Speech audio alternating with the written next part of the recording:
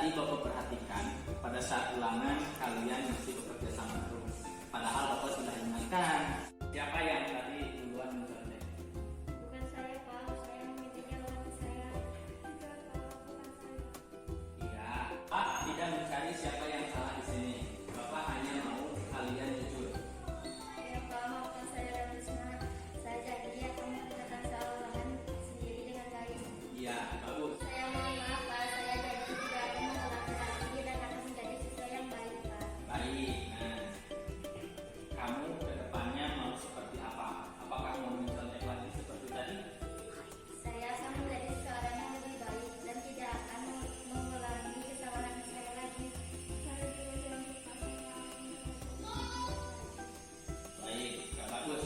Nah, itu ya, Bapak percaya kamu pasti bisa.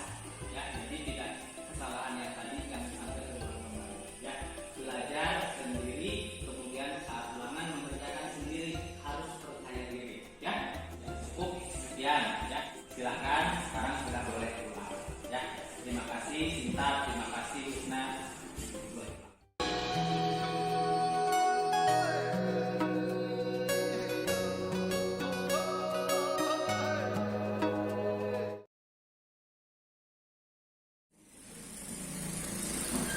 Ya baik, Assalamualaikum warahmatullahi wabarakatuh. Ya, pertama-tama saya ucapkan terima kasih atas kehadiran dari Bapak Ibu sekalian yang mana pada hari ini kita berkumpul dengan tujuan untuk membedah dan mengkaji terkait dengan budaya positif. Nah, saya membuat sebuah tema di mana temanya adalah menuju sekolah penuh dengan nilai-nilai budaya positif. Bukan berarti sebelumnya kita tidak punya budaya positif, tapi ini adalah sebuah penguatan. Nah, yang mana saya dapatkan ini dari kegiatan guru penggerak. Kemudian ini menjadi salah satu kajian dalam pendidikan guru penggerak terkait dengan modul 1.4. Nah, baik Bapak Ibu, terkait dengan budaya positif, maka kita harus mulai kegiatan dengan sebuah kesepakatan terlebih dahulu. Di mana di sini silakan nanti jika ada yang mengutarakan pendapat, kemudian kita apresiasi. Kemudian selanjutnya nanti diingatkan kalau waktunya sudah lebih dari 60 menit, mohon diingatkan. Kemudian jika ada hal penting yang menarik, mohon silakan dicatat. Kemudian kalau ada pertanyaan, silakan nanti angkat tangan. Kemudian ruangan kita cukup keras. Ya. Baik, Bapak Ibu. Selanjutnya, kita akan mulai dari sebuah pertanyaan. Apakah Bapak Ibu setuju dengan pernyataan ini? Hukuman dapat mendisiplinkan anak. Silakan. Setuju? Setuju dan tidak setuju. Oke, menarik Pak Yandi. Silakan. Kenapa Pak? Salah satunya kalau dapatnya ada hukuman itu, kalau saya setuju ya, dalam segi konteks setujunya adalah dengan teguran segala macam, hukuman itu relatif bisa mendisiplinkan anak. Itu akan diatur kepada anak yang betul-betul mau berubah. Tapi kalau yang tidak setujunya, ada beberapa latar belakang anak itu kan berangkatnya dari latar belakang pendidikan orang tua yang berbeda. Ada anak yang cukup ditegur, itu juga cukup. Kalau dapat hukuman, karena secara harfiah bahwa sebetulnya anak yang baik di sekolah itu sebetulnya bukan baik, karena mereka itu hampir 80% itu takut dengan hukuman. Jadi mereka akan berbuat baik. Jadi bukan baik sebenarnya betul. Tapi hukuman ini ya sebetulnya mungkin bisa diterapkan di beberapa hal. Apakah hukuman ini penting atau tidak? Hukuman ini dapat bisa mendisiplinkan siswa, atau mungkin hukuman ini dapat jadi murah buat kita. Betul. Ya, baik. Terima kasih Pak Yandi. Tepuk tangan bagi Ibu saya. Ya. Menarik betul. Ada dua. Hukuman itu ibaratkan dua mata pisau. Ketika kita gunakan dengan baik, maka itu akan berdampak baik. Tapi ketika kita gunakan dengan hal yang sepertinya kurang tepat, maka itu akan berdampak juga kurang tepat. Nah, bagus. Terima kasih Pak Yandi. Kemudian yang berikutnya ada lagi, Bapak Ibu. Oke, kalau begitu kita lanjut ke yang kedua. Terkait bagaimana perspektif kita menyikapi hukuman akan dibahas selanjutnya. Betul, tadi sudah menyerempet-nyerempet. Bagus Pak Yandi. Kemudian yang berikutnya, apakah penghargaan dapat meningkatkan motivasi belajar? Setuju? Ya, silakan. Kenapa Bu Neni?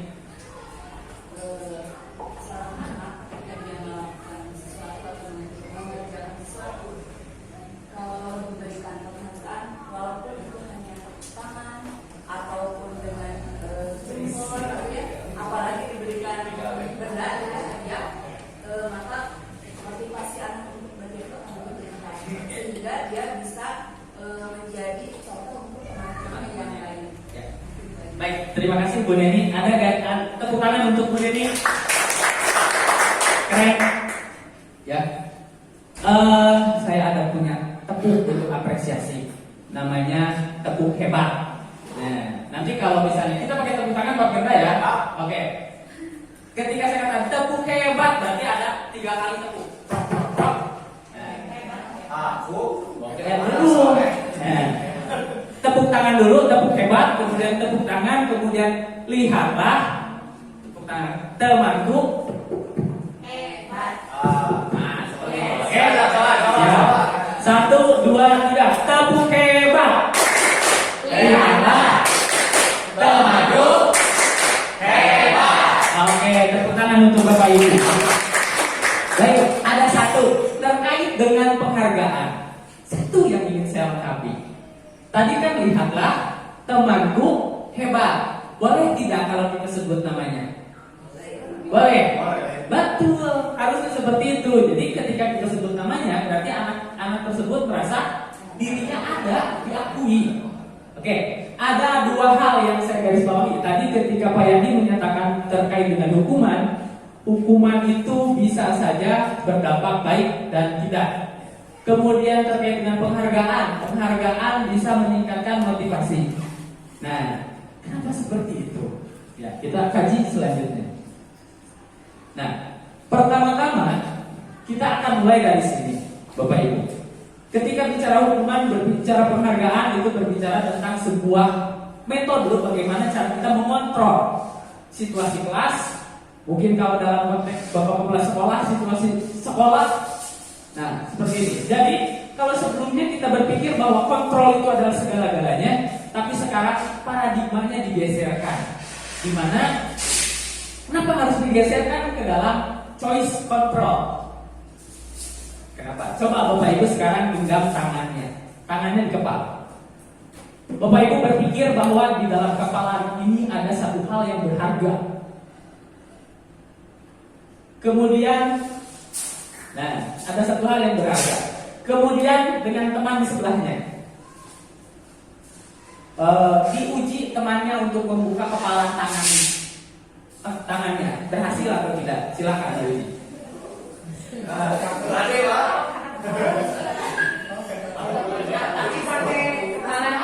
Iya, boleh. Yang satu misalnya tangan kirinya mengepal, tangan kanannya ibu untuk mencoba membuka kepala tersebut. Ya, ada yang mencoba untuk membuka. Pikirkan di dalam kepala ini ada hal yang berharga. Gak bisa sembarangan dibuka. Kecuali kalau misalnya negosiasinya benar. Oke, saya sepakat baru buka. Yes. Coba ulangi lagi. Sendiri aja deh, tangan sendiri, tangan kanan dan tangan kiri. Oke, tangan kiri misalnya mengepal, tangan kanan mencoba membuka kepala tangan kiri. Energi yang dikeluarkannya beda. Mengepal kepal sekeras-kerasnya. Yang mau membuka berusaha buka sekeras-kerasnya. Oke, apa yang Bapak Ibu rasakan? Susah, kenapa kemudian? Karena nggak ada kesepakatan buat buka dan belum ada kesepakatan, jadi nggak ada kemauan. Oke, di mana kemauan membukanya? Ada di sini? Ada di sini? Di kita.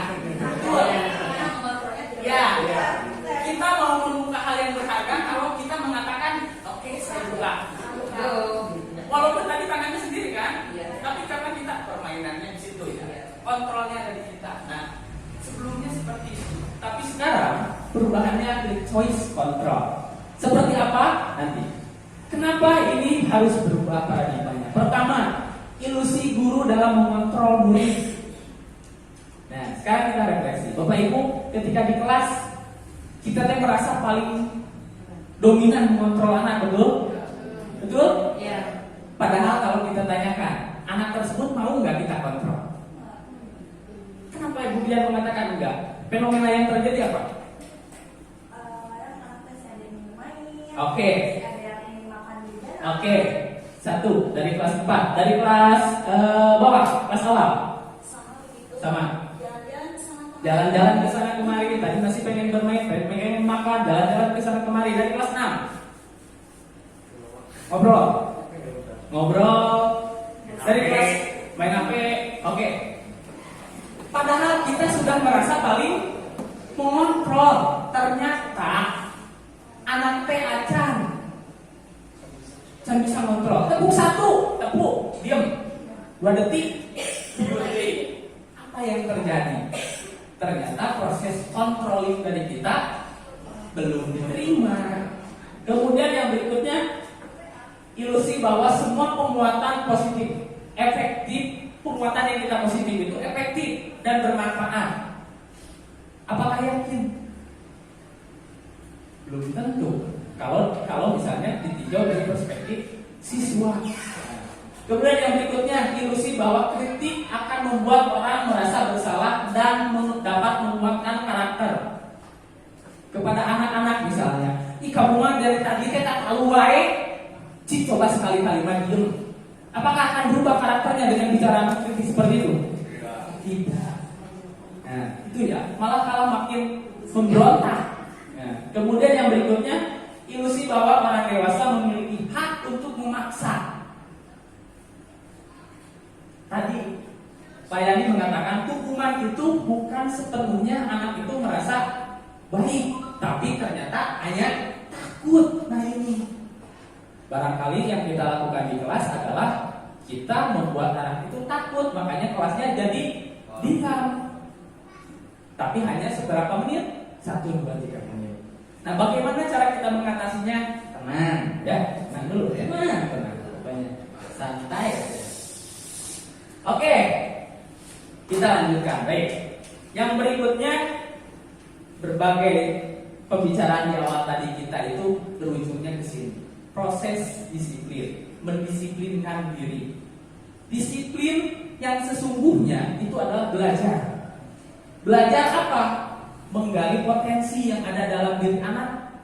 Misalnya, ketika anak atau ketika kita belajar, berarti belajar baca buku atau apapun, berarti kita punya tujuan. Oh, saya ingin bisa, saya ingin menguasai satu keterampilan, makanya saya harus belajar. Cara belajar saya bagaimana? Harus disiplin. Berapa jam sehari? Bagaimana polanya? Pergi kemana saya untuk belajar?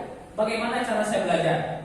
Kemudian pada akhirnya ada tujuan. Kemudian pada akhirnya ada hal-hal yang sifatnya pencapaian yang dihargai. Nah, tapi ternyata ketika dianalisis, budaya kita bergeser.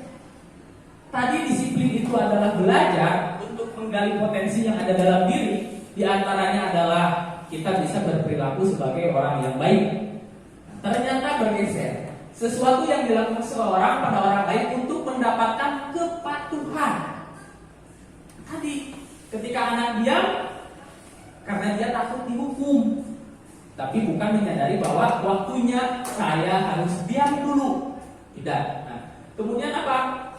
Sehingga kecenderungan umumnya adalah menghubungkan kata disiplin ini dengan fenomena ketidaknyamanan. Ada di siapa?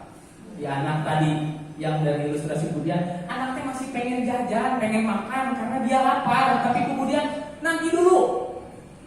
Apa yang terjadi? Dia akan masih merasa belajarnya akan itu. Jadi ibaratnya, tapi mungkin antara makan dulu atau sholat dulu ya. Oke. Itu kemudian bukan dengan apa yang kita hargai atau mencapai satu tujuan yang mulia, bukan, tapi hanya untuk kepatuhan yang dibuat stimulus responnya adalah ketidaknyamanan, sehingga dia itu merasa patuh, oke saya harus nurut. Kalau kamu tidak nurut maka kamu harus lari. Bisa begitu? Bisa?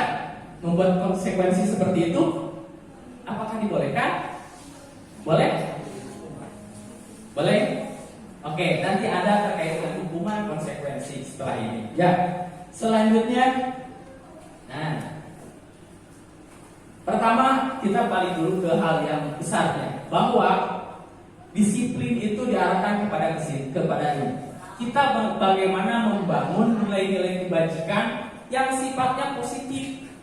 Nah, kalau misalnya dalam tujuan pendidikan nasional kan berakhlak mulia di akhir itu. Nah, di sini juga seperti itu. Yang bisa dicapai oleh setiap individu anak didik kita. Kemudian nilai-nilainya seperti apa? Nilai-nilainya yang bersifat universal. Nah, kebetulan di sini di sekolah kita mayoritas agamanya Islam. Kemudian kalau misalnya kita tinjau dari perspektif agama, apakah agama lain mengajarkan hal yang tidak baik? Tentu baik semua, tapi dalam perspektif yang berbeda dengan kita. Tapi nilai-nilai baiknya tetap muncul. Makanya berdasar pada hal yang sifatnya universal, bisa diterima oleh semua. Kemudian yang berikutnya, ketika dihubungkan dengan pendidikan. Nah, kita sekarang punya pedoman khusus, kita punya koridor khusus, yaitu ketika nilai-nilai kebajikan ini dihubungkan dengan profil pelajar Pancasila. Nah, kenapa kesini yang jadi pedoman kita? Karena sekarang kita pakai kurikulum merdeka. Nah, jadi semua hal, semua interaksi, semua pembelajaran, kalau pembelajaran matematika kita hari ini belajar operasi bilangan bulat. Berarti output pembelajaran hari ini adalah anak bisa mengoperasikan, menghitung bilangan. Tapi outcome kesininya nyampe tidak? Itu yang jadi pertanyaan besarnya. Apakah pada saat proses menghitung bilangan bulat itu, apakah berdampak kepada poin nomor 1, beriman bertakwa kepada Tuhan Yang Maha Esa dan berharap mulia? Enggak, Pak. Kan ini mah bisa dilihat dari ibadah. Betul? Bukan ininya. Tapi yang dikejar adalah nilai-nilai turunan dari berakhlak mulia seperti apa. Misalnya, anak jujur dalam mengerjakan matematika tadi, akhlak mulia masuk. Kemudian yang berikutnya, anak mengerjakan sendiri, mandirinya masuk. Anak teh ngaduk-duk kue Bu Haji, anak-anak Bu Haji ngaduk-duk 15 menit sanomer, berarti dia teh berupaya memecahkan nalarnya jadi hanya masalah rumusnya ya. Nah, kayak gitu. Kemudian nilai-nilai yang lainnya. Jadi tidak harus bentuknya sampuratina seperti, kalau dalam bahasa Indonesia apa sampuratina? Sepenuhnya seperti ini, tapi nilai-nilai turunannya. Mungkin ini akan dibahas nanti pada saat IHT IKM. Seperti apa kita menunjukkan nilai-nilai profil pelajar Pancasila. Dan di guru penggerak pun ini muncul. Di antaranya adalah untuk mengejar nilai-nilai kedisiplinan. Nah, tadi terkait hukuman, kemudian konsekuensi dan penghargaan ada di materi berikut. Nah, tadi kata Pak Yanti mengatakan di awal, anak-anak tertib karena sieun dihukum. Betul? Karena dalam teori motivasi itu ada tiga teori. Yang pertama, menghindari hukuman, menghindari ketidaknyamanan. Ketika dia ada di dalam kelas, daripada saya harus berdiri di depan karena berisik terus, maka saya diam saja. Saya nggak ngerti pun diam karena takut dihukum oleh Pak Firda. Itu ada motivasi eksternal. Kemudian yang berikutnya, untuk mendapatkan imbalan dan penghargaan dari orang lain.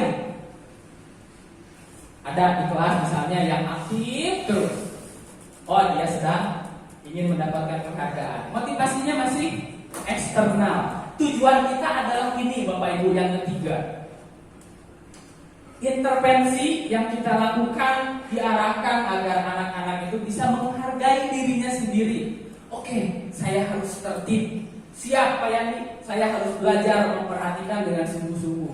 Siap Bu Dian, saya harus ketika di kelas saya harus fokus memperhatikan Bu Dian, tidak nyemil-nyemil.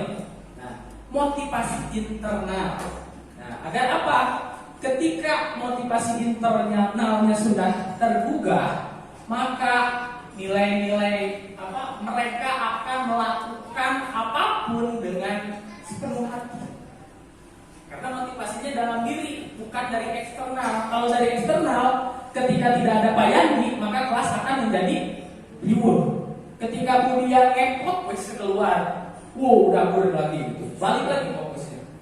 Nah seperti itu. Tapi ketika motivasi internalnya muncul, maka hal tersebut akan tidak terjadi. Nah, sekarang pertanyaan saya yang harus direspon oleh Bapak Ibu adalah, menurut Bapak Ibu dari ketiga jenis motivasi tadi, mana yang paling dominan ada di kelas kita? Eksternal? Tolong sampaikan seperti apa Bu Mei? Kalau pengalaman di kelas saya pribadi ya selama 3 tahun di sini, memang mayoritas murid saya biasanya di motivasi eksternal itu nomor 1, 2, yang nomor 3 itu rata-rata yang murid yang emang pinter gitu, cuma 1-5 murid biasanya yang benar-benar mengikuti karena keinginan mereka sendiri ingin belajar itu kan sedikit. Iya. Oke, itu dari pengalamannya Bu Mei. Dominan masih ada di 1 dan 2, menghindari hukuman dan kadang ingin mendapatkan imbalan atau mendapatkan nilai yang baik. Itu sebuah kadang tujuan dapat nilainya adalah saya ingin nilai saya 80, bukan karena saya pantas dapat 80. Nah itu yang PR besar yang perlu kita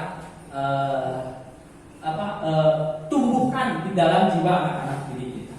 Nah, pertama, kenapa teori motivasi yang dibedah? Karena ini berkorelasi dengan poin yang kedua, yaitu terkait dengan hukuman dan konsekuensi. Nah, yang berikutnya, sekarang mari kita bedakan terlebih dahulu Bapak Ibu. Terkait dengan hukuman, itu sifatnya tidak terencana. Tiba-tiba Parian lagi lewat di depan kelas, ayah budak menanjung, ada anak tendang bola kena ke badan Parian, terus tiba-tiba sama Parian dipanggil, ditekek, dijitak atau disuruh lari. Tiba-tiba dia, ternyata nendang bola ke Parian disuruh lari, besok mau nendang bolanya ke Pak Firda deh. Apa yang terjadi? Tadi puji. Intervensinya akan berbeda. Contoh. Tidak terencana, itu. Kemudian yang berikutnya satu arah. Jadi satu arah di sini yang melakukan kita pokoknya bebas umat kita. Kesalahannya kecil atau besar, umat saya. Kadang hukumannya tidak setimpal dengan kesalahannya, betul. Itu sudah selesai sampai ke diri kita. Kalau kita punya pengalaman dapat hukuman seperti itu, cukup. Anak-anak didik kita tidak mengalami, ya. Kemudian yang berikutnya, muridnya hanya nerima. Kenapa dia nerima saja? Karena takut tadi. Nah, kemudian yang ketiga, kalau hukuman biasanya berupa tindakan fisik ataupun psikis, ya. Jadi anak akan merasa malu, akan merasa sakit, ini akan merasa capek karena disuruh lari 10. Nah ini di sini. Kemudian yang kedua adalah konsekuensi. Nah, ini sudah naik lagi grade-nya. Konsekuensi dengan pola yang berbeda, sudah terencana dan sudah disepakati. Nah, kira-kira sudah pernah melakukan ini Bapak Ibu? Pernah? Boleh tolong sampaikan satu contoh. Boleh. Waktu itu saya masih mengajar di Konsulat kalau salah. Kita buat kesepakatan, disepakati begini, siapa yang kalau kita belajar tidak konsentrasi, mendengarkan penjelasan dulu atau mungkin main-main kelas, nanti kalian sepakat hukumannya apa misalnya. Nah mereka menjawab, di luar saja Bu. Ya boleh kata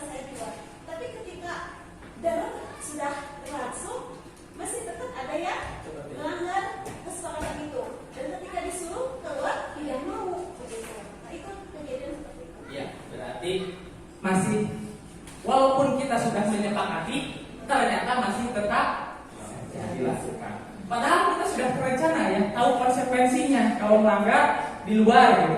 Tapi tetap, dan namanya juga anak-anak berarti ya. Nah, berarti itu kesepakatan atau peraturan yang disepakati tersebut ternyata belum sampai, belum mengetuk kepada motivasi intrinsiknya. Ya, seperti itu. Walaupun yang kedua nih, murid sudah mengetahui sebelumnya kalau misalnya dia melaksanakan pelanggaran, dia mendapatkan apa. Kemudian yang ketiga, konsekuensi biasanya diberikan berdasarkan data. Misal, kamu hari ini ada anak yang tidak mengumpulkan tugas. Oke, hari ini ditoleran. Besok tidak lagi toleran. Besok lusa terjadi lagi. Nah, berarti ada contoh redaksi peraturan, misalnya 3 kali tidak mengumpulkan tugas maka akan belajar terpisah di perpustakaan. Jadi ada tolak ukur yang jelas. Kalau tadi yang hukuman tiba-tiba saja ini mah saya nggak tahu apa-apa, sejauh mana kesalahan saya dapat hukuman. Nah, kira-kira intervensi mana yang sebaiknya dilakukan? Hukuman atau konsekuensi? Silakan. Kenapa alasannya, Bu ya? Karena kalau misalnya sudah sama anak sudah datangnya, jadi jangan udah kalau sudah dilaksanakan juga anaknya malah jadi meremehkan situasi itu. Oke. Ya. Masih ada yang kesal ternyata ya. Ada nilai yang lepas pada akhirnya. Walaupun sudah sepakat terkait konsekuensi, tetap kene kan melakukan kesalahan. Oke, berarti masih ada PR bagi kita untuk membangun budaya disiplin di kelas ataupun di sekolah ini. Nah, yang berikutnya, kira-kira ketika konsekuensi ini sudah kita laksanakan, pertanyaan saya adalah, apakah proses pembuatan peraturannya dilakukan bersama siswa? Ya. Nah, ada juga yang tiba-tiba ditempelkan peraturan kelas, peraturan sekolah. Nah, ada poin yang ketiga yang dibawa oleh budaya positifnya guru penggerak, yaitu, tapi sebelum itu saya mau bawa Bapak Ibu ke sini dulu, bermain-main dulu. Nah, mari kita analisis bersama kasus berdasarkan perilaku tindakan siswa di bawah ini yang termasuk hukuman atau konsekuensi yang mana. Boleh, kasus pertama. Hukuman mencatat 100 kali di dalam buku kalimat saya tidak akan terlambat lagi. Konsekuensi atau hukuman? Oke, saya mainkan versi online.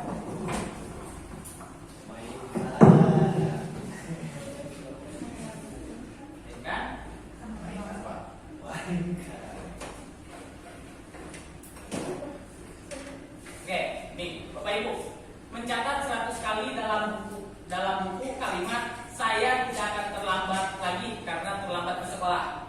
Silakan, Bapak Ibu tadi sepakatnya apa? Hukuman atau konsekuensi?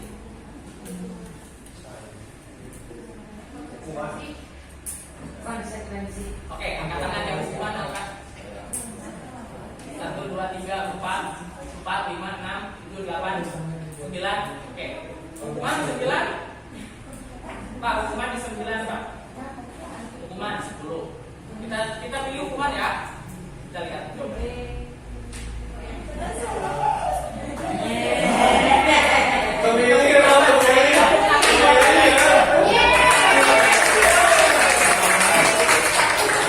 Oke. Pertanyaan kedua. Lari mengelilingi lapangan basket karena terlambat hadir di sekolah. Hukuman atau konsekuensi? Sepertinya ini.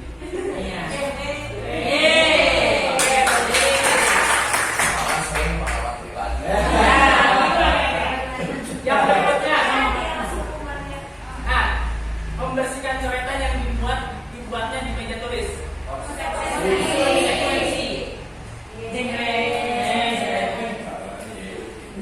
Ayah 15 pertanyaan. Oke. Murid diminta push up 15 kali.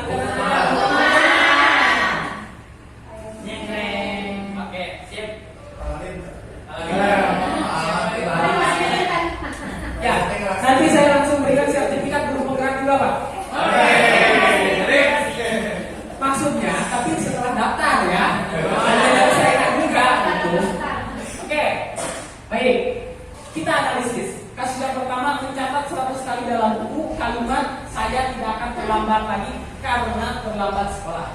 Tadi maksudnya hukuman atau hukuman konsekuensi tadi? Konsekuensi. Kenapa? Kita rencana dan sudah disepakati. Oke, good. Oke, Pak. Iya.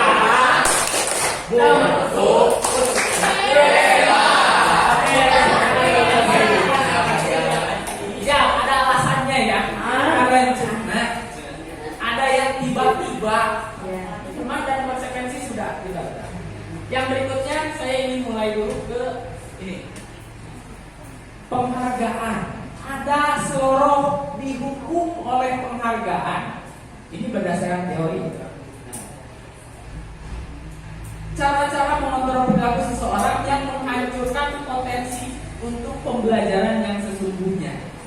Pernah tidak ketika kita melihat siswa dia fokus, misalnya ibu mengatakan 10 siswa tercepat menulis dapat bintang. Apa yang terjadi? Cepat. Ketika dikoreksi, Ada yang salah. karena dia kan motivasinya ingin dapat bintang. Lu motivasinya numpak. Yang sudah beres duluan boleh pulang. Kebiasaan.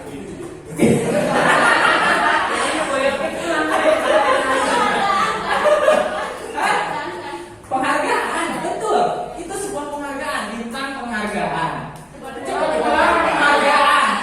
Tapi dihukum benar. Tidak ada yang salah, tidak dikabulkan, tidak harus diulang lagi. Oke, bagus kalau begitu, Bu. Ya, berarti dianulir bintangnya. Yang pulang pun dianulir ya.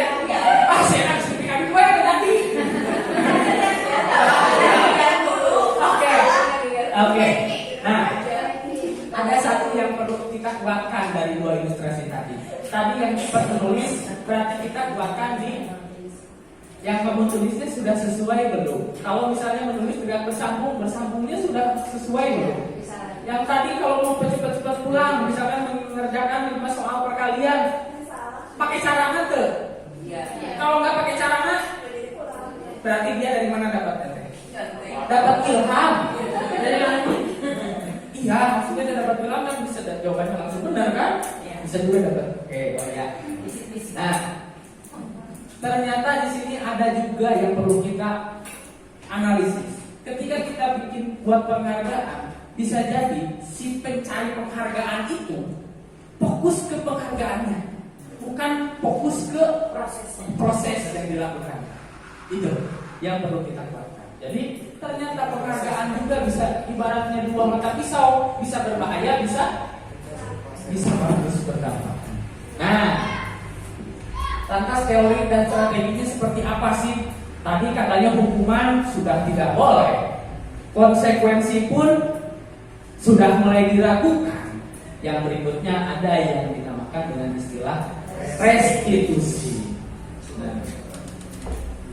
Oke, jadi tujuannya adalah menumbuhkan disiplin positif pada diri anak. Dibuat positif dulu. Iya betul, lain memang susah.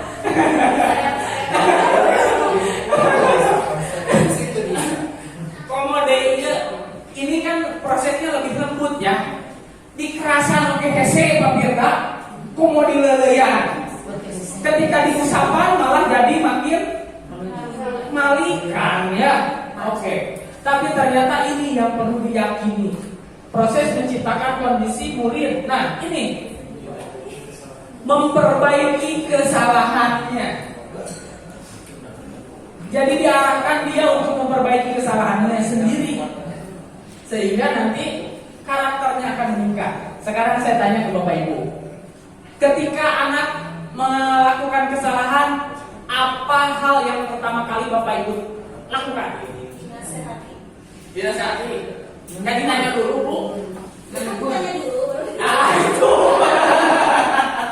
Ditanya dulu, ya. Udah ditanyanya beneran, ya Bu, ngaku. Kemudian baru kita nasihati. Bagus, itu sudah mencari kesalahan. Pokoknya lebih ke anak teh ngaku. Contohnya kalau misalnya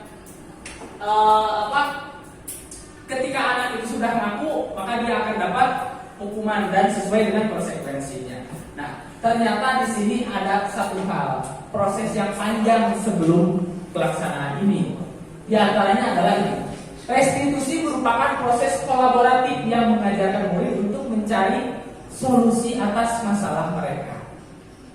Kemudian membantu murid berpikir bagaimana dan mau seperti apa mereka. Kemudian bagaimana memperlakukan orang lain. Nah, misalnya, Pak, kan kurikulum merdeka mah bebas. Betul, bebas. Merdeka, betul, merdeka. Tapi ada kemerdekaan orang lain yang perlu kita jaga. Seperti itu. Nah, restitusi ini dianggap sebuah pendekatan yang bertujuan untuk menumbuhkan disiplin positif. Jadi kalau tadi disiplin berdasarkan rasa takut, disiplin karena ada motivasi eksternal, tapi ini positif disiplinnya. Seperti apa bentuknya? Ini yang menjadi tugas saya sebetulnya Bapak Ibu, menyampaikan ini. Di antaranya kita kenali dulu ciri-ciri restitusi. Restitusi bukan untuk menebus kesalahan, tapi belajar dari kesalahan. Bukan bertanya salah kamu apa, tapi apa yang kamu bisa lakukan besok agar kesalahan hari ini tidak terulang kembali. Restitusi adalah tawaran, bukan paksaan. Kita menawarkan solusi, mau bagaimana kamu menyelesaikan masalah yang kamu lakukan hari ini.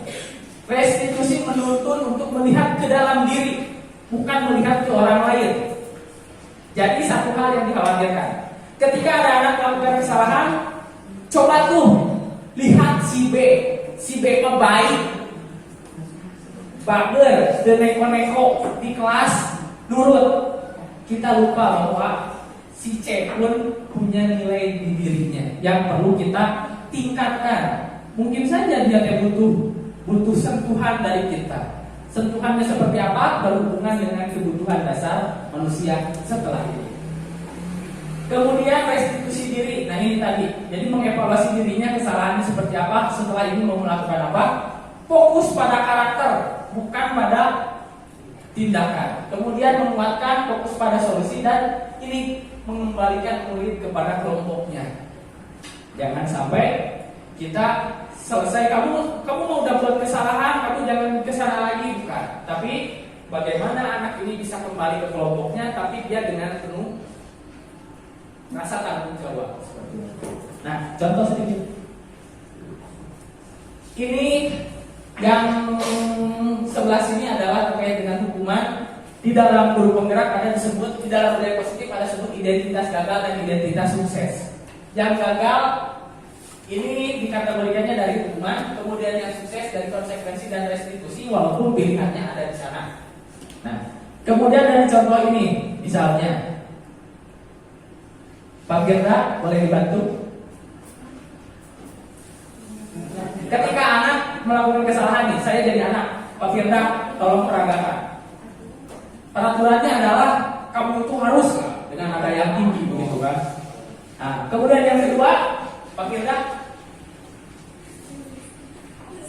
saya punya kesalahan. Pak Gerda, apa yang akan dilakukan? Boleh pakai kalimat itu.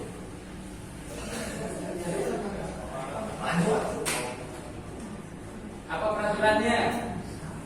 Apa peraturannya? Nah, jadi nanya dulu. Kalau anak punya kesalahan, peraturan yang setelah disepakatinya apa? Gitu. Jadi kita konfirmasi dulu. Oh, itu kalimat yang kita ucapkan. Ya, yang kita ucapkan. Yang berikutnya. Nah, apa yang bisa kamu lakukan untuk memperbaiki kesalahan? Berarti itu merubah hal yang tadinya sifatnya negatif, tapi jadi positif, walau berasal dari kesalahan. Ketika tiba-tiba dihukum ada rasa penolakan di sini, misalnya murid jadi membenci peraturan. Kunaon sih pakai kudu aya aturan nomor 4. Jadi saya tadi hukum.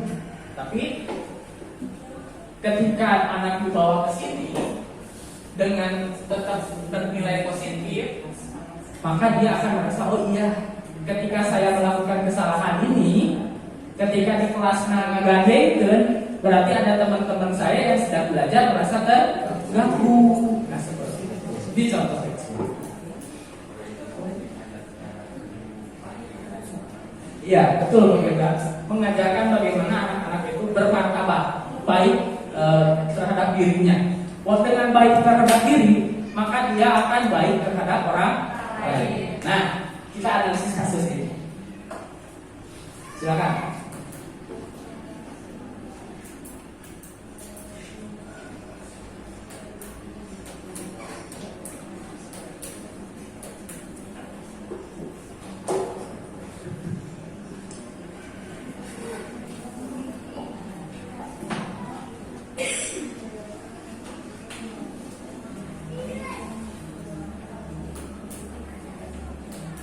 Jadi sudah mulai samar-samar. Oke, kalau berdiri samar-samar berarti berarti harus geser ke depan dulu. Oke, analisis diagnostik. Nah, nampak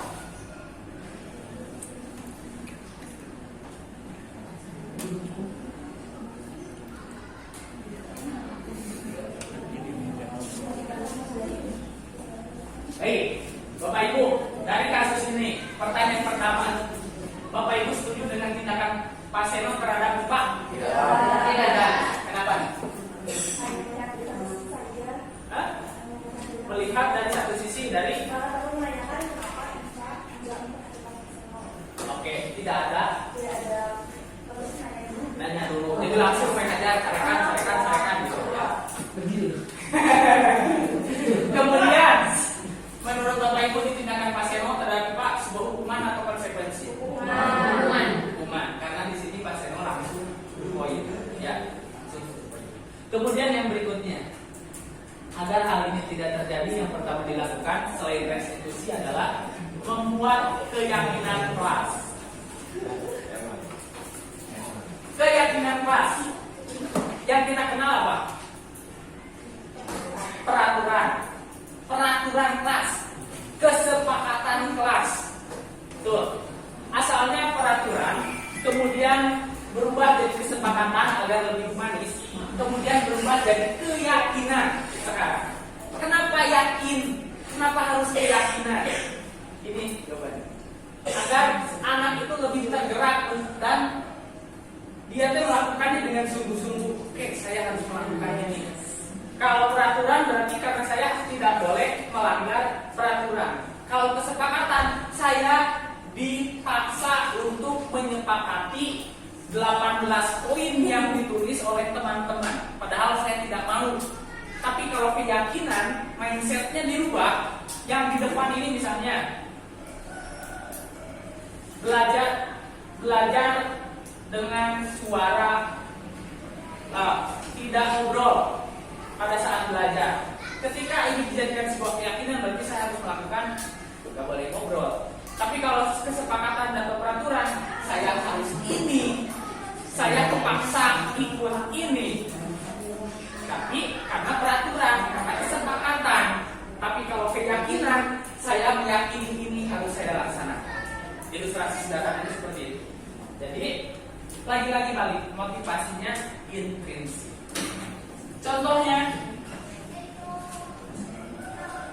setiap anggota kelas perlu belajar, setiap anggota kelas perlu senang, setiap anggota kelas harus perlu melakukan tugas, setiap anggota kelas saling menghargai, merasa perlu. Kemudian yang berikutnya, selalu bersikap positif, senantiasa menjadi diri yang terbaik. Nah, jadi ada pernyataan-pernyataan yang sifatnya positif. Jadi kalau yang tadi ada negatif dirubah redaksinya agar lebih. Kemudian ini yang menjadikan banyak terjadinya hukuman dan konsekuensi. Latar belakangnya anak berperilaku tidak normal, berperilaku mencari perhatian, berperilaku aneh-aneh di dalam kelas karena ini mungkin saja kebutuhan dasarnya tidak terpenuhi. Seperti biasa Pak Yani menemukan kasus, ternyata ketika diteliti di belakangnya banyak bahaya yang membuat anak tersebut berperilaku. Ini yang perlu kita lakukan agar di kelas kita bisa memberikan intervensi yang terbaik kepada anak-anak PBJ. Mengkaji ini, apakah kebutuhan bertahan hidup, apakah kasih sayang yang bisa diterima dia ingin itu, atau dia ingin kekuasaan atau kebebasan yang dia inginkan, atau kesenangan yang dia inginkan di dalam kelas kita seperti ini. Nah, ada 2 poin lagi. Bagaimana sebaiknya kita menumbuhkan budaya positif di dalam kelas? Nah, oke. Kira-kira seperti apa yang harus kita lakukan, Bapak Ibu? Membiasakan diri. Oke. Itu bisa dijadikan step awal. Nah, Bapak Ibu, kalau hukuman, paksaan ataupun intervensi yang kita lakukan sebelumnya, apakah di analisis sudah berakhir menyentuh pada kesadaran dulu di anak-anak didik kita?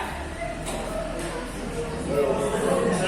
Seperti ilustrasi Bume tadi ya, dari 30 anak mungkin baru 5 yang merasa harus disiplin, tapi yang lainnya belum. Nah, ada satu PR kita barangkali yang harus kita kaji bersama ke depannya, yaitu bagaimana kita menumbuhkan budaya positif melalui program-program yang mungkin nanti akan dirancang oleh pihak bidang kesiswaan. Bagaimana kita membuat peraturan, bukan peraturan, tapi bentuknya keyakinan. Boleh keyakinan per kelas, kemudian kita gabung jadi keyakinan sekolah, dan kita paham berarti Pak, seperti ikrar siswa anak-anak. Nah itu juga kan tiap hari Senin itu diutarakan, tapi faktanya berarti belum menyentuh karena baru terucap saja, baru lantas terucap. Nah, jika terjadi anomali perilaku siswa, apa yang perlu kita lakukan? Kita mengambil 5 posisi. Kita diberikan pilihan 5 posisi kontrol sebagai seorang guru, sebagai seorang dewasa. Pertama, penghukum. Kedua, membuat merasa bersalah. Ketiga, sebagai teman. Keempat, sebagai pemantau. Kelima, sebagai manajer. Nah, sini kira-kira posisi kita dominannya ada di mana? Boleh pilih 3. Kalau yang penghukum biasanya langsung berpoin, pakai hukuman fisik atau verbal. Membuat merasa bersalah, ini seolah-olah membuat, contohnya, kamu dari tadi berisik terus, kamu nggak kasihan sama ibu. Ibu kita tadi capek ngajar. Nah itu. Sebagai teman, misalkan, ayolah, kamu tulislah, kayak gitu ya. Jadi bahasanya bahasa teman. Sebagai pemantau, ingat nggak peraturan kelas nomor 3? Peraturan kelas nomor 3 di kelas tidak boleh berisik. Nah, jadi gitu aja, cuma networknya nggak peraturan. Kita sebagai pemantau aja. Yang keempat, guru sebagai manajer. Nah, ini kita lebih mengakomodir berbuat sesuatu bersama dengan murid. Ayo kita lakukan bersama. Misalnya, contoh, di dalam kelas tidak boleh pakai HP. Berarti guru oke? Sama. Jadi kita melakukan. Kemudian guru memberikan stimulus untuk siswa. Kalau kamu berbuat salah, misalnya air minum temannya tumpah, jadi kita mempersilahkan dia untuk membersihkan, bertanggung jawab. Kemudian yang berikutnya, kalau sudah berantem, solusi yang sebaiknya dilakukan apa? Jadi ditawarkan. Oh iya, saya harus minta maaf, saya tidak boleh menolongnya lagi. Kira-kira intervensi kita ada di mana? Semuanya terjadi Pak ya. Oke, beragam berarti. Semuanya pernah kita lakukan. Sekarang pertanyaannya dibalik. Sebaiknya yang mana yang lebih dominan kita lakukan?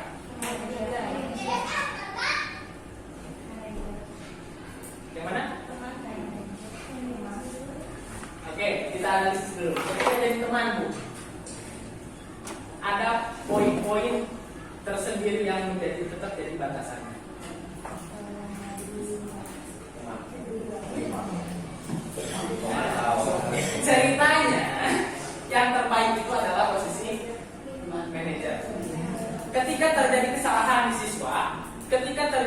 melalui perilaku, maka posisikan kita ambil posisi sebagai seorang manajer.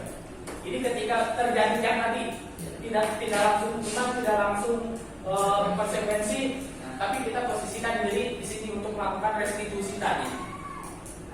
Sebagai manajer seperti itu. Jadi kita harus sama-sama dulu dengan anak menelaah kesalahan itu seperti apa dan baiknya sebagaimana. Kemudian kita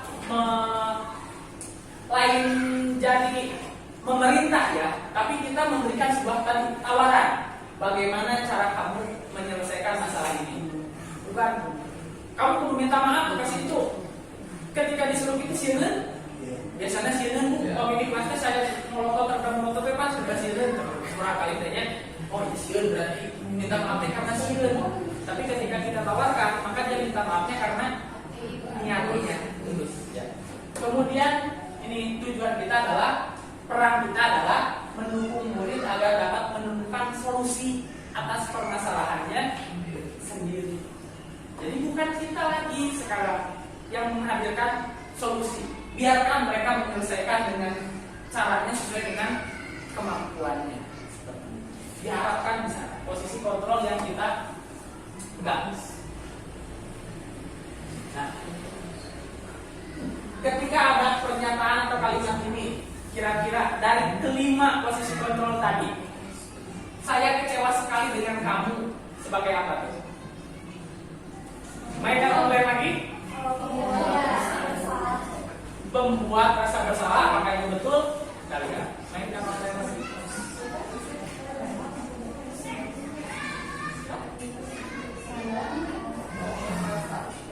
Jawab, biar kita Jawab ya, kalau jawab ya.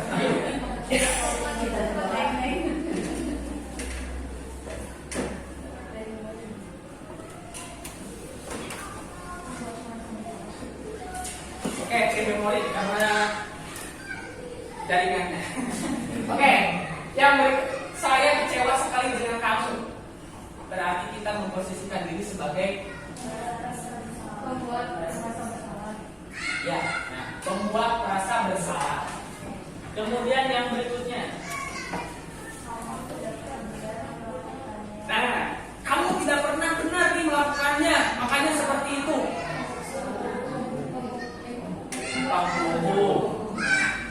Nih, ayolah lakukan demi saya. Nah, bagaimana kamu menyelesaikan masalah ini? Nih, kamu tidak akan pernah berhasil dalam kehidupan ini. Ada hal yang membuat, nah, poin yang benar ya, menang kita. Oke. Nah, 3 slide lagi. Yang berikutnya, kalau tadi posisi kontrol kita sebagai guru, kita memerankan peran sebagai apa? Boleh sebagai penghukum, pembuat rasa bersalah, teman, kemudian pemantau, dan manajer. Posisi terbaik yang bisa kita ambil adalah sebagai seorang manajer. Kemudian, nah sekarang tinggal makna. Tindakan yang dilakukan pakai pola segitiga restitusi. Segitiga restitusi ada 3 langkah. Pertama, menstabilkan identitas. Kedua, validasi yang salah. Ketiga, menanyakan keyakinan. Contoh kecil. Menstabilkan identitas. Di sini kita semua melakukan hal yang terbaik yang bisa kita lakukan. Nah, menstabilkan identitas. Nah, ketika anak melakukan satu kesalahan, yang kita lakukan bisa dengan pertanyaan donasi seperti ini. Menenangkan agar anak itu tidak merasa takut karena saya sudah melakukan kesalahan. Tenang, Bapak juga dulu pernah seperti itu. Jadi ingat, ketika pembelajaran itu dimulai posisinya bukan pada posisi kita, tapi pada posisi anak. Begitupun dengan intervensi ini untuk memperbaiki hal yang negatif, positif mulai dari yang negatifnya tadi. Merubah, oh saya sudah salah, selamanya saya akan salah, orang-orang akan menjadikan saya salah terus. Tapi tidak, mulai dari sini. Setiap orang punya kesalahan, bahkan saya pun sebagai guru pernah salah. Selanjutnya,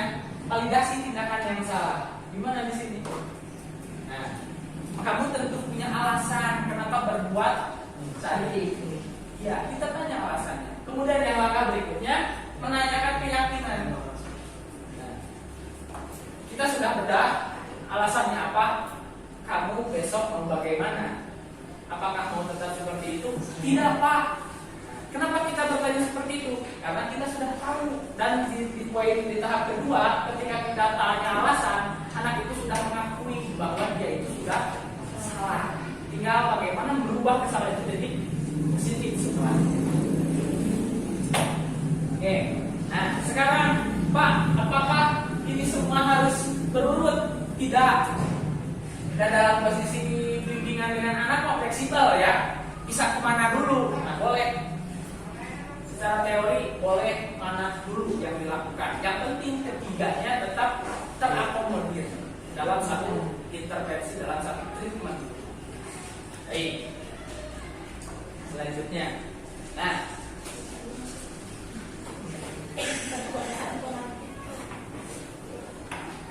cantik dulu, Bu. Oke, di sini ada kasus tentang Ibu Dani yang sedang menjelaskan di papan tulis, namun beliau memperhatikan bahwa Fajar malah tidur-tiduran. Nah, acuh tak acuh terhadap pembelajarannya. Tapi tiba-tiba Ibu Dani itu, Fajar, coba jawab nomor 3. Udah tahu anak teh itu merhatikan, ditanya deh, nulir tak? Guru nak, dan tubuh, anu liar mah nanya. Kan guru kita guru.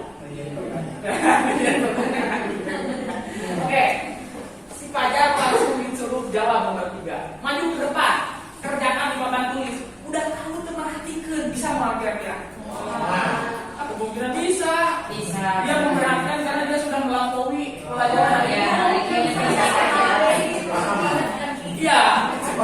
Oke. Ya. Ibu Dani berpikiran seperti itu, berarti si Fajarnya keluaran karena dia udah bisa, oke tak? Langsung belajar baik. Kemudian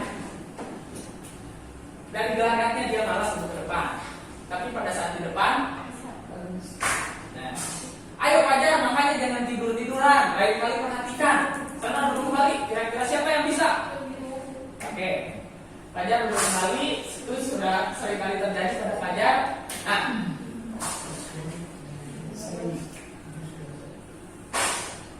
saya tiba-tiba punya skill ya, sulap. Tiba-tiba Fajar, tiba-tiba, nah, hal ini sudah sering kali terjadi pada Fajar. Seperti tidak memperhatikan acuh-acuh dan nilai-nilai pun tidak terlalu baik untuk pelajaran bahasa Inggris. Nah, pada saat ditegur, dia hanya menjawab, tidak tahu Bu, tidak tahu. Cuma gitu aja cukup. Gimana kamu Fajar? Kamu tidak kasihan sama ibu? Ibu sudah capek-capek mengajar kamu. Oke, pertanyaan selanjutnya adalah posisi kontrol apa yang dilakukan Ibu Dani? Kenapa Pak? Teman? Oke, tinggal teman. Membuat rasa bersalah. Penghukum. Apa lagi? Ada lagi? Cukup? Ya, betul.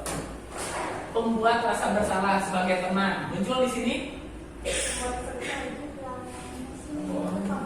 Yang mana? Pembuat rasa bersalah yang mana? Ini kan? Oh ini. Oke, ini kan? Yang penghukum maju ke depan. Maju ke depan. Oh itu ya. Dari sini. Secara tidak langsung ternyata kita itu sebagai Ibu Dani itu mempraktekkan sebagai seorang penghukum. Polisi mantap. Nah, sebagai temannya muncul tidak? Ada? Ada tidak kasihan sama ibu. Nah, itu maksudnya rasa bersalah. Jadi ada dua posisi kontrol yang nampak dari kasus ini. Ya. Nah, kemudian yang berikutnya, membaca sikap Fajar. Kira-kira kebutuhan apa yang diperlukan oleh Fajar? gaya mengajar yang lebih menarik. Singkat tidak? SM. Strategi mengajar. Kemudian perhatian. Apa lagi? Pengakuan. Pengakuan dirinya ada. Ya. Lagi.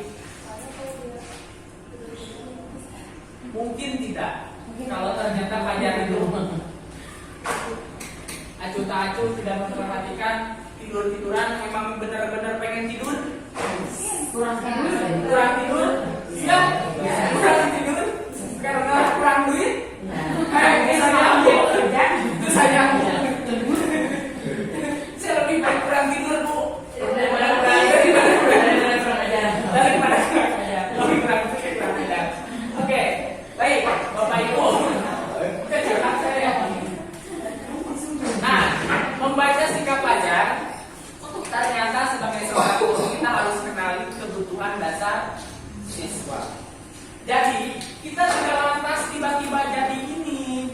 Sebaiknya kita jadilah seorang manajer yang mendengarkan dulu ada apa di balik ini.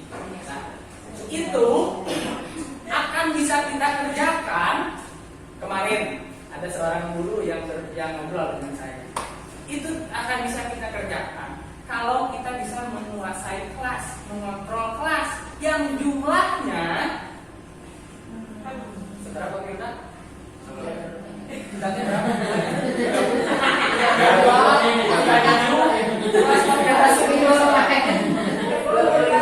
Oke, menarik. Sebentar.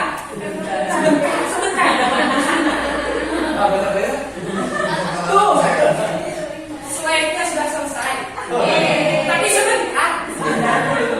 Nah, kita bisa mengoptimalkan peran kita dalam mengambil posisi kontrol kalau kita mengetahui karakteristik peserta didik. Satu, cenah yang paling utama kalau jadi seorang guru. Guru belum tuntas kalau belum paham karakteristik peserta didik. Nah, nanti di KM ada pembelajaran dan diferensiasi. Oke, pertanyaannya. Kemudian yang berikutnya, ada seorang guru yang tadi ngobrol dengan saya seperti itu. Kemudian kenapa saya tanya Pak Firda? Pak Firda sekarang siswa Pak Firda satu kelas berapa? 27. Namanya? Sebentar. Kemarin? 25. Lebih enak mana intervensinya? Ini 7 hari Pak banyak. Sudah rame. Enggak, ini nggak ada hubungannya dengan Bapak. Enggak, ini manajemen kelas. Nggak ada hubungannya dengan bos. Enggak. Intervensi apa, Pak? Intervensi dalam mengasuh anak-anak, memberikan Kalau memberikan materi BR yang sedikit, Pak. lebih sedikit. Ya, BR-nya. Oke. Siswanya. Tapi kalau misalkan untuk apa? Oke. Ada satu strategi penawaran. Oke, secara kolektif kita enak dalam banyak, tapi secara intervensi kita ingin yang sedikit. Manusiawi kata Bang. Waktu nagawe mah yang bisa detik. Waktu ngeundangan. Oke. Satu. Gak apa-apa kebutuhan dasar kok itu. Pada saat capek ya pikir sedikit. Nah, kemudian kemarin ada obrolan, kemudian jadi tawaran. Bagaimana kalau kita polanya, walaupun kelas kita banyak, bos tetap aman ya Pak ya Bu ya. Aman. Tapi polanya kita mendampingi.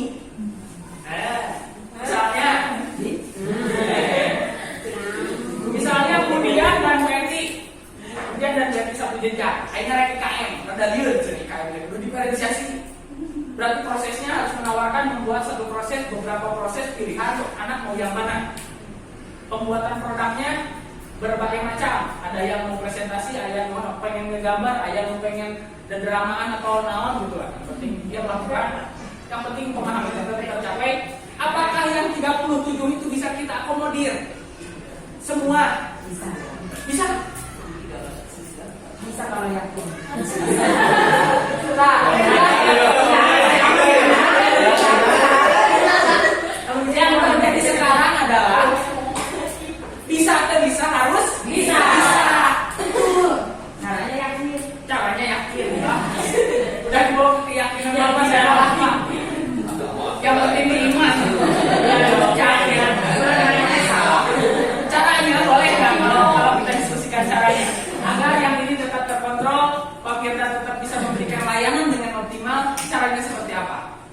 satu guru utama, Ya.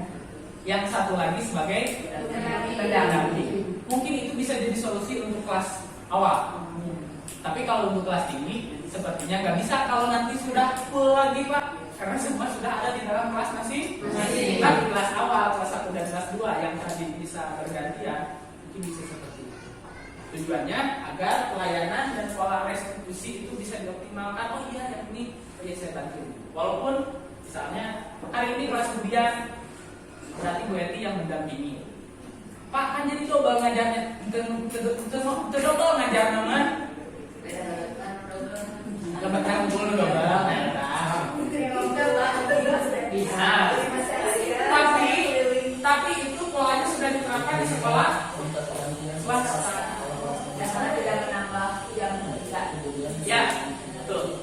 Tetap tidak menambah jam kerja, tapi nanti ada pertimbangan dari bendahara. Dan dari guru kelasnya. Ini yang paling pada daftar.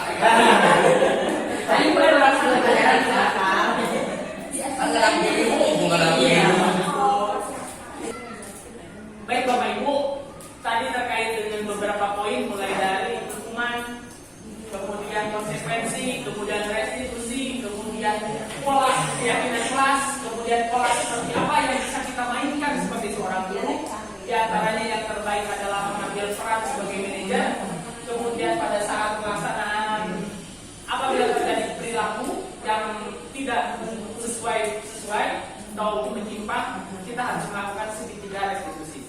Agar apa? Agar kita fokus pada bagaimana mencari sebuah solusi, tidak berakhir pada hanya pada sebuah hukuman seperti itu. Nah, semoga dengan adanya pertemuan ini bisa menjadi pemantik bagi terwujudnya budaya positif di sekolah kita tercinta. Kita bisa mulai dari school kelas, kemudian nanti mungkin teman-teman dari bidang kesiswaan akan memikirkan bagaimana school satu sekolah, dan itu bisa menjadi satu ciprat baru bagi sekolah kita bahwa sekolah SD Utama 6 sudah menunjukkan budaya positif. Itu saja yang bisa